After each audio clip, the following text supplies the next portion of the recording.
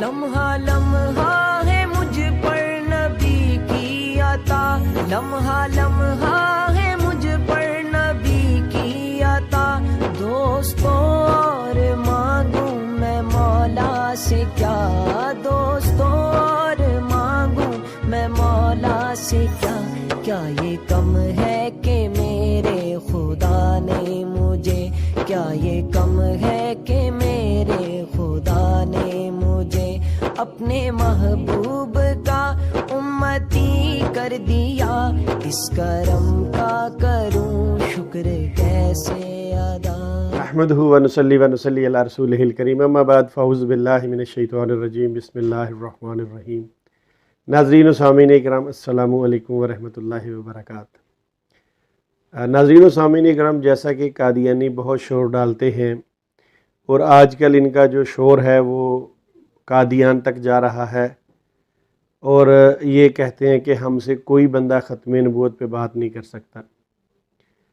हमारे एक साथी हैं ज़िया रसूल भाई, उन्होंने इनको दावत भी दी और भी बहुत सारे दोस्त हैं जो इनको दावत देते हैं, मगर ये क्या करते हैं कि ये किसी ऐसे बंदे को पकड़ते हैं जिसने मिर्ज़ा ग़ुलाम कादियानी की किताबें ना पढ़ी हों और फिर उससे ये गुफ्तगू शुरू करते हैं। मज़ा तो तब है कि हमें लेके जाएं अपनी स्ट्रीम में या हमारी स्ट्रीम में आए, हम आपको बताएं कि बानी जमात अहमदिया ने क्या कुछ अपनी किताबों में लिखा है। तो रात में मुताला कर रहा था तो मुझे एक हवाला नज़र में आया, तो मैंने कहा चलें आपकी खिदमत में पेश कर दूं। ये मिर्ज़ा साहब का ख़त्म नबूवत के बारे में क्या अकीदा था। ये उस दिन जो ये है माइंड रोस्टर मीर, जिसको 26 मई बरोज़ मंगल जो लाइव स्ट्रीमिंग इन्होंने की है, तो वो मुझे नहीं लगता कि ये इनको भूले।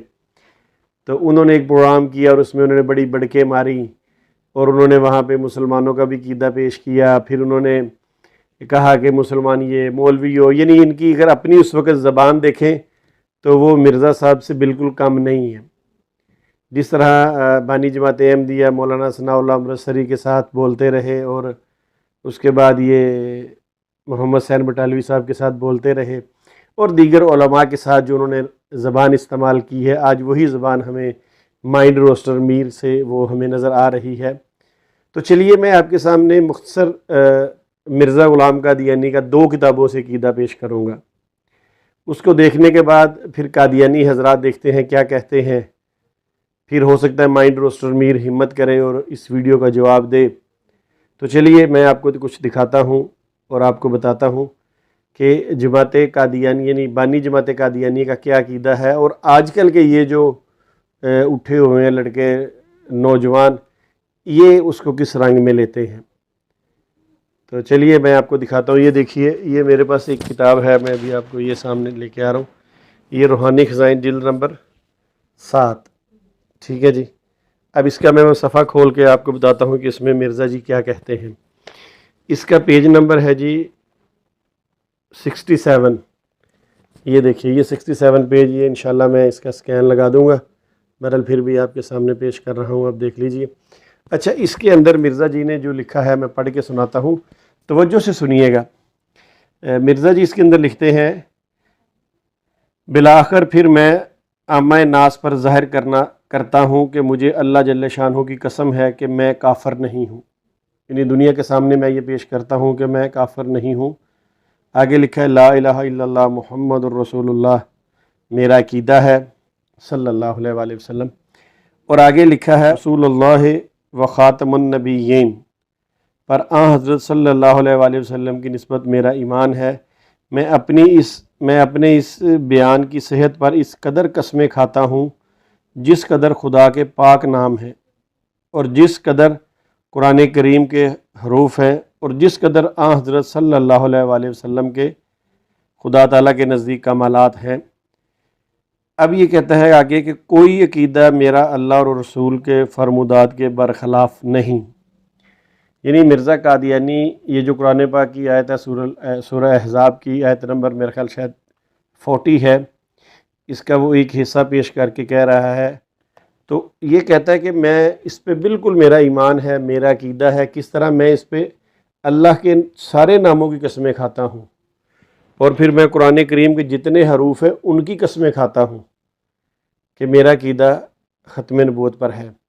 अब आइए हम मिर्ज़ा साहब के इस अकीदे को चेक कर लें कि इसकी वजाहत मिर्ज़ा ग़ुलाम अहमद कादियानी जी ने किसी किताब में और की है या नहीं की, और अगर की है तो वो क्या है। हो सकता है कि आजकल के ये जो छोटे मोटे मुरब्बियान सोशल मीडिया पे एक्टिव हुए हैं कि हम वीडियो बना के यहाँ से कोई इनकम वगैरह कर लें, तो आइए देखते हैं कि ये क्या इसका इनकी नज़र से वो बात गुजरी है कि नहीं गुजरी।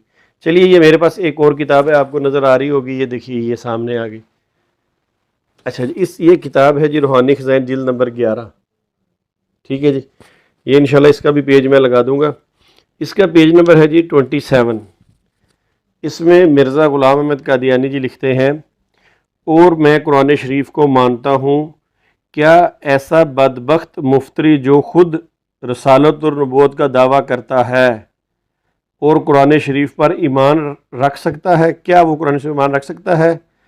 और क्या ऐसा वो शख्स जो कुरान शरीफ पर ईमान रखता है और आयत वलाकिर रसूल अल्लाह व ख़ातमन नबिय्यीन, अच्छा यहाँ इन्होंने वाव डाला हुआ है और उस किताब के अंदर वाव नहीं डाला। ठीक है, चले, मिर्ज़ा साहब की अपनी मर्ज़ी है, वो तो जिस तरह मर्ज़ी कर लें, क्योंकि वो तो कहते हैं कुरान मेरे मुंह की बातें हैं।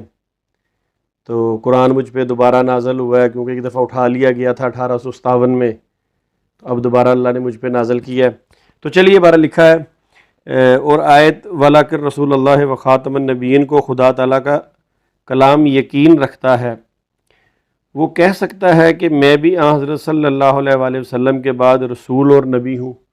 यानी जो बंदा इस बात पर यकीन रखता है, उसका अकीदा है, वो कभी भी ये नहीं कह सकता कि मैं अल्लाह का नबी और रसूल हूँ।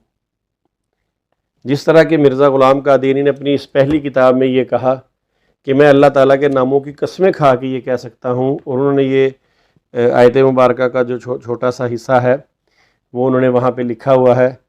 अब सलीम मीर से पूछेंगे कि मिर्ज़ा साहब को अगर कुरान पाक आता था तो मिर्ज़ा साहब ने ये छोटा सा हिस्सा क्यों लिखा, पूरी आयत क्यों नहीं लिखी? जिस तरह मैंने उस दिन वो कुरान पाक एक छोटा सा हिस्सा पढ़ा तो सलीम मीर साहब को बड़ा गुस्सा चढ़ा, इन्होंने बात आगे जाने नहीं दी कि ये ख़त्म नबूवत की ऐसी दलील देगा। तो चलिए आगे, मिर्ज़ा ग़ुलाम अहमद कादियानी लिखता है कि जो बंदा इस आयत पर यकीन रखता है, ईमान रखता है, वो कह सकता है कि मैं भी वसल्लम के बाद रसूल और नबी हूँ।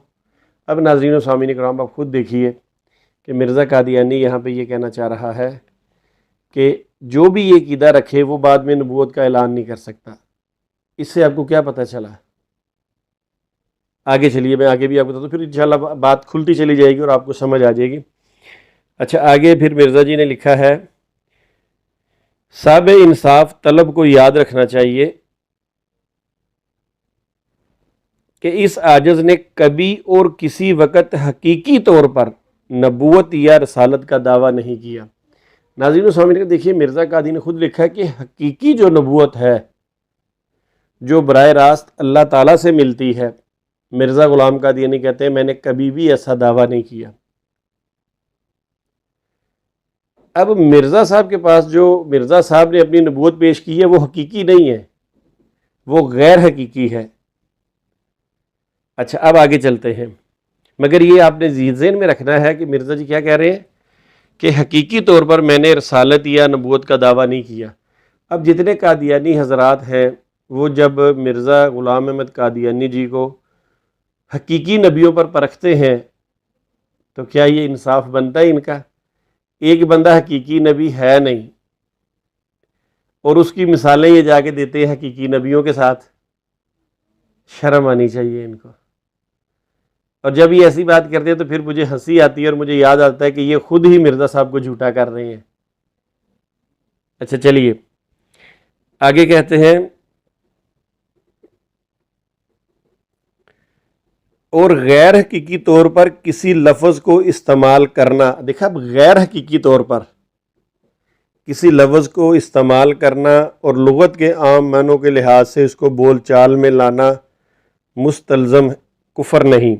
यानी मिर्ज़ा साहब कहते हैं अगर किसी लफ्ज़ को इस्तेमाल कर लिया जाए तो वो इसमें किसी किस्म का कोई कुफ़र नहीं आता। अच्छा, मगर देखिए आगे खुद उसकी अपने लफ्ज़ों की खुद तशरीह मिर्ज़ा साहब कर रहे हैं, हमें करने की ज़रूरत ही नहीं है। इसीलिए मैं कादियानी हज़रात से कहता हूँ कि मिर्ज़ा साहब की किताबें पढ़ा करें, तवज्जो से पढ़ा करें। और वैसे भी जो मिर्ज़ा बशीरुद्दीन महमूद साहब हैं वो तो कहते हैं कि मिर्ज़ा साहब की किताबें पढ़ने से मलाइका नाज़िल होते हैं। मिर्ज़ा साहब की किताबें जो हैं वो कुरान की तफसीर हैं। फिर वो ये भी कहते हैं कि मिर्ज़ा साहब की किताबों में वही नूर और हदायत है, नौज़ बिल्ला, जो कुरान मजीद में है। तो आप कादियानी हज़रात क्यों नहीं पढ़ते? कितनी दफ़ा आपको मैं भी कह चुका हूँ, बहुत सारे मुसलमान आपको ये बात कहते हैं, मगर आप हैं कि मिर्ज़ा साहब की किताबें नहीं पढ़ते। चले बहरहाल आगे चलिए, देखें क्या कहते हैं मिर्ज़ा साहब। इस पिछले अपने अल्फाज की तशरीह मिर्ज़ा साहब आगे कैसे कर रहे हैं, सुनिए। चले आप भी सुन लें, फिर आपने कहना तहकीक कट्टा की है। कट्टे वाले साहब आप भी सुन लें। अच्छा, लिखा है आगे, मगर मैं इसको भी पसंद नहीं करता। आहा, मुरब्बियान तवज्जो से सुने मेरी बात। आपके बानी जमात अहमदिया कहते हैं मगर मैं इसको भी पसंद नहीं करता कि इसमें आम इंसानों को धोखा लग जाने का एहतमाल है। यानी मिर्ज़ा साहब कहते हैं कि ये लफ्ज़ नबी का, रसूल का इस्तेमाल किया जा सकता है गैर हकीकी तौर पर, मगर वो कहते हैं कि मुझे ये भी पसंद नहीं है कि मैं अपने साथ नबी या रसूल का लफ्ज़ लगाऊं और आवाम को धोखा लगे कि मैं नबी और रसूल हूँ। क्या बनेगा आप लोगों का? मैंने कहा है आप लोगों के लिए तो सिर्फ मिर्ज़ा साहब की किताबें काफ़ी हैं, आपके सामने पेश कर दी जाए तो बस। अब इसमें आप जो भी तशरीह करेंगे, मिर्ज़ा साहब ने फंसना है, रज़ाई भतीजे ने नहीं फंसना। चलिए, अच्छा, उसके बाद फिर कहते हैं आगे चलते चलते कि मेरी वही में बकसरत लफ्ज़ नबूवत और रसालत का है, मगर मिर्ज़ा साहब इसको फिर भी पसंद नहीं करते। फिर आगे कहते हैं या नबी का मेरी निस्बत लफ्ज़ आया है वो अपने हकीकी मानों पर मुस्तमिल नहीं है। यानी मिर्ज़ा साहब पर जो नबूवत का लफ्ज़ आया है या रसालत का लफ्ज़ लिया गया है वो हकीकी मानों में नहीं है। यानी हकीकी तौर पे मिर्ज़ा कादियानी नबी और रसूल नहीं है, बल्कि ये गैर हकीकी तौर पर हैं। ये मुस्तकिल नहीं है बल्कि आर्जी तौर पर हैं। अब बताइए, एक बंदा खुद अपने मुंह से ये इकरार करता है कि मैं हकीकी नबी नहीं हूँ, मैं मुस्तकिल नबी नहीं हूँ। आप लोग हैं, असल में आप लोग ऐसा क्यों कर रहे हैं मैं समझ गया हूँ, मैं बताता हूँ। चूँकि मिर्ज़ा बशीरुद्दीन महमूद साहब जो थे ना, उनको बड़ा शौक़ था कि मैं नबी का बेटा बन जाऊँ, लोग मेरी इसलिए इज़्ज़त करेंगे कि जी मैं नबी का बेटा हूँ। तो उन्होंने फिर मिर्ज़ा साहब की नबूवत को चार चांद लगाने की कोशिश की, मगर वो चांद तो ना लगे मगर ग्रैंड ज़रूर लग गया। चलिए आगे चलते हैं। अच्छा, फिर आगे लिखते हैं और आपके बाद कोई नबी नहीं आएगा, ना कोई पुराना ना कोई नया। ठीक है, यानी नया नबी भी कोई नहीं आ सकता और पुराना भी कोई नहीं आ सकता। ये मिर्ज़ा साहब ने इसलिए लिखा कि पुराने से मुराद हज़रत ईसा अलैहिस्सलाम के बारे में और नए से मुराद, चूँकि मिर्ज़ा साहब का अक़ीदा था कि हकीकी नबी अब कोई भी नहीं आ सकता और गैर हकीकी की आप समझते हैं गैर हकीकी नबी की कोई अहमियत नहीं है। अच्छा, चलें आगे चलते हैं। फिर आगे लिखा है गर्ज़ हमारा मज़हब यही है कि जो शख्स हकीकी तौर पर नबूवत का दावा करे, ठीक है, और आज़ वसल्लम के दामन फ्यूज़ से अपने तई अलग करके और उस पाक सरचश्मे से जुदा होकर किसी किस्म का नबीउल्लाह बनना चाहता है तो वो मुल्हदीन बेदीन लोगों में से होगा। तो अब मुझे बताइए, मिर्ज़ा साहब हकीकी नबी भी नहीं, मिर्ज़ा साहब मुस्तकिल नबी भी नहीं, बल्कि मिर्ज़ा साहब जो है वो गैर हकीकी हैं और डुप्लीकेट हैं। तो मुरबियान, आपको फिर भी शर्म नहीं आती कि आप अगर उन पे कोई भी हम एतराज़ करते हैं तो आप जाके सच्चे और हकीकी नबियों पर चले जाते हैं जो अल्लाह के मुस्तकिल नबी हैं, जिनको अल्लाह ने ख़ुद नबी बनाया है। मिर्ज़ा साहब की तो और किताबों में लिखा है कि मैं तो इस काबिल नहीं था, मुझे तो अल्लाह ने नबी नहीं बनाया, बल्कि मुझे तो रसूलुल्लाह की खिदमत करने की वजह से ये दर्जा मिला है। तो चलिए नाज़रीन व सामीन कराम, मैंने कहा मैं आपके सामने ये हवाला पेश कर दूँ। अभी 2 ही किताबें चेक की हैं तो मिर्ज़ा साहब ख़ुद तस्लीम कर रहे हैं। अच्छा हाँ, एक बात है, अगर जाके आगे मिर्ज़ा साहब कहीं ये कहें कि मैं अल्लाह का नबी और रसूल हूँ, तो फिर ये 2 नंबरी नहीं हो जाएगी?